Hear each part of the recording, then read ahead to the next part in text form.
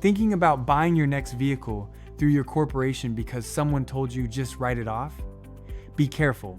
Your corporation paying for the vehicle does not automatically make every dollar tax deductible.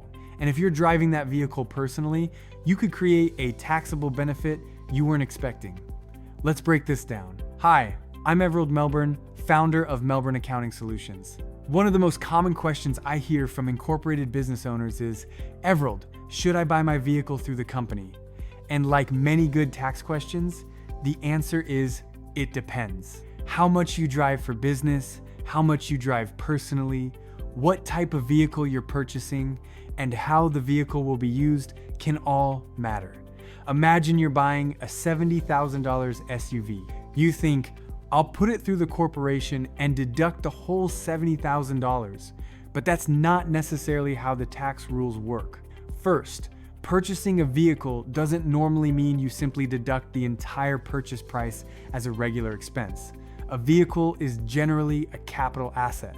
Tax deductions may instead be available over time through capital cost allowance, or CCA, subject to the applicable vehicle classification, limits, and tax rules. And that's only the beginning. There are several questions we need to answer. First, how much of the driving is actually for business? Driving from your regular home to your regular place of work is generally considered personal driving for these purposes. Driving to meet customers, visit suppliers, attend qualifying business meetings, or travel between business locations may be business-related depending on the circumstances. That's why maintaining a proper mileage log can be extremely important. If your corporation owns or leases an automobile and makes it available to you for personal use, taxable automobile benefits may arise.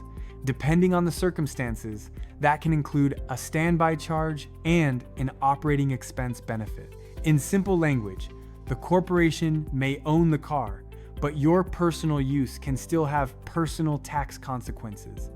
This is where many business owners are surprised. Canada's tax rules can limit the amount of certain passenger vehicle costs recognized for income tax purposes. So, buying a very expensive passenger vehicle doesn't necessarily mean the corporation receives a deduction based on the entire amount you paid. The applicable limits can change over time. That's another reason you should review the tax implications before signing the purchase agreement. If the corporation is a GST/HST registrant, input tax credits may potentially be available for eligible GST/HST paid on business-related vehicle costs. But again, eligibility and the amount recoverable depend on the circumstances and applicable rules. The company paid for it is not enough by itself. Here's the mistake I want you to avoid. Don't choose the vehicle first and ask your accountant about the tax consequences afterward. By then, the contract may already be signed, the financing may already be arranged, and your planning options may be limited.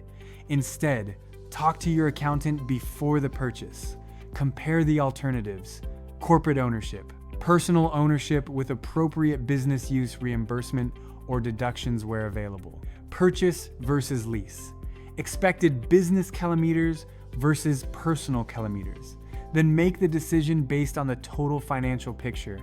A business vehicle should make business sense before it makes tax sense. Never spend tens of thousands of dollars simply because someone told you it's a write-off. A tax deduction doesn't make an unnecessary purchase free. At Melbourne Accounting Solutions, we help business owners understand the tax and financial consequences of major purchases before they commit to them. If you're considering purchasing or leasing a vehicle through your corporation, let's review the numbers first. We'll look at how the vehicle will be used, the ownership alternatives, potential deductions, cash flow implications, and possible personal tax consequences. Because sometimes the smartest tax decision isn't putting the vehicle inside the corporation, and sometimes it may be. The important thing is knowing why. Before buying your next business vehicle, ask yourself, am I buying this vehicle because my business actually needs it, or because somebody told me I could write it off? Those are two completely different decisions. I'm Us Melbourne, founder of Melbourne Accounting Solutions. Our mission is simple: to help Canadian business owners make smarter financial decisions, reduce unnecessary taxes, and build stronger businesses. If you found this lesson valuable, please subscribe to our channel so you never miss future Canadian business, tax, accounting, and financial insights designed to help you succeed. And if you're thinking about purchasing or leasing a vehicle for your business, contact Melbourne Accounting Solutions before you sign. Let's review the numbers and determine which approach makes sense for your situation, helping Canadian business owners learn, grow, prosper. Thanks for watching, and I'll see you in the next lesson.